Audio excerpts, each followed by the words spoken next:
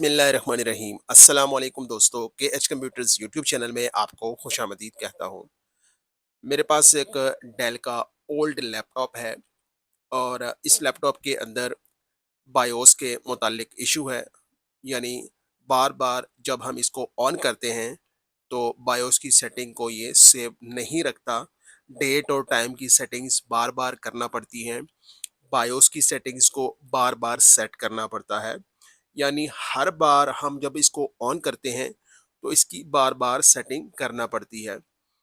Laptop को मैंने अभी ऑन किया है तो आपके सामने ये एक मैसेज जो कि डिटेल के साथ शो हो रहा है। यानी इसके अंदर आपको आरटीसी जो टाइम डेट का एरर है वो आपके सामने शो हो रहा है। उसके बाद बायोस की कॉन्फ़िगरेशन का एरर शो हो रहा है।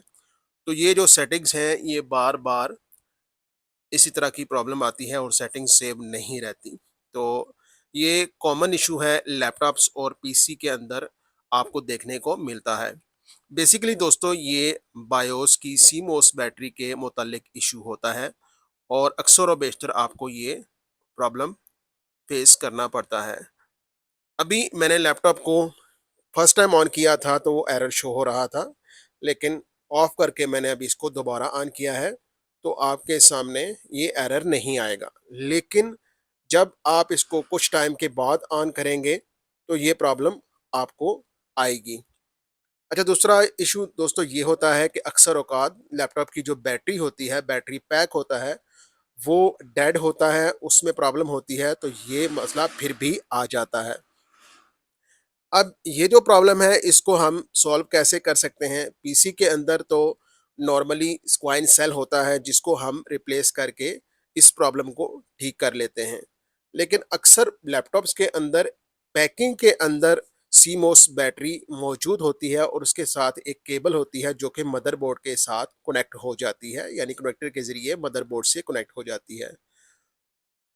तो यहाँ पर दोस्तों मैंने लैपटॉप की जो बैटरी पैक है उसको रिमूव किया है। उसके बाद यहाँ पर एक कॉइन सेल मौजूद है जो कि पैकिंग के अंदर है और यहाँ पर ये बोर्ड के साथ कनेक्ट है एक कनेक्टर के ज़रिए। इसके अंदर दोस्तों वोल्टेज ना होने की वजह से ये प्रॉब्लम आती है, क्योंकि कॉइन सेल के अंदर 3 वोल्ट होते हैं जो कि मदरबोर्ड को वोल्ट देते हैं, यानी सीमोस बैटरी की जो सेटिंग्स हैं उनको सेव रखते हैं।